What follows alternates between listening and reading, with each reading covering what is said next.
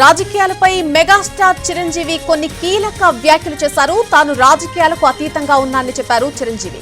రేపు పిఠాపురం వెళ్లడం లేదని బయట జరిగే ప్రచారమంతా కూడా అవాస్తవమని చెప్పేశారు చిరంజీవి.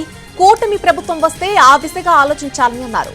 ఎన్టీఆర్ భారతరత్నకు అర్హుడని అన్నారు.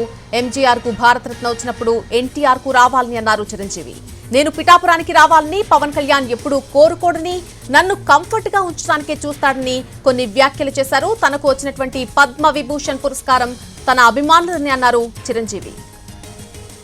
ఏ టైంకి ఏం రావాలో అది వస్తుంది తప్ప అది రావాలని ఆశ పెడితే వచ్చేది కాదు. ఏమండి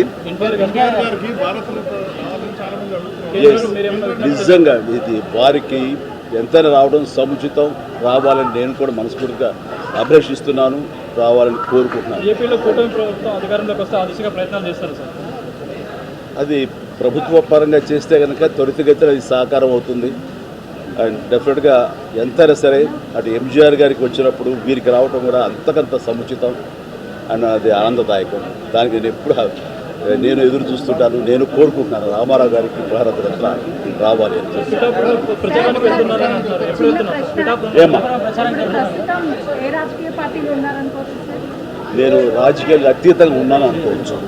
తర్వాత పిఠాపురానికి నేను వెళ్ళటం లేదని అది ముందుంచేది. ఇది మీడియాలో మీరు ఎందుకో స్పెక్యులేట్ చేశారు, అది మీరు పెంచి పోషించారు దానికి సమాధానం చెప్పాల్సిన అవసరం నాకు లేదు. నేను వెళ్ళటలేదు. బాబు మా కళ్యాణ్ బాబు దాన్ని రమ్మని ఎప్పుడూ కోరుకోలేదు. నా కంఫర్ట్ని వదిలేస్తాడు. ఆయన తను బాగుండాలి, తన జీవితంలో అనుకున్నది కొన్ని సాధించాలన్న అభిలషిస్తాను. నేను నాకు ఆశీస్సులు అందజేస్తాను. దానికి నేను తనతో పాటు నేను ఉన్నాను అని చెప్పేందుకు మొన్న ఒక వీడియో బయట ఇచ్చాను. అండ్ ఖచ్చితంగా మా తమ్ముడి యొక్క అభివృద్ధిని, మా తమ్ముడు రాజకీయంగా ఎదగటానికి ఎప్పుడు మా కుటుంబ సభ్యులు మేము మనస్ఫూర్తిగా మనసావాచా కోరుకుంటాం. ఏ టైంకి ఏం రావాలో అది వస్తుంది తప్ప అది రావాలని ఆశ పెడితే వచ్చేది కాదు. దర్శి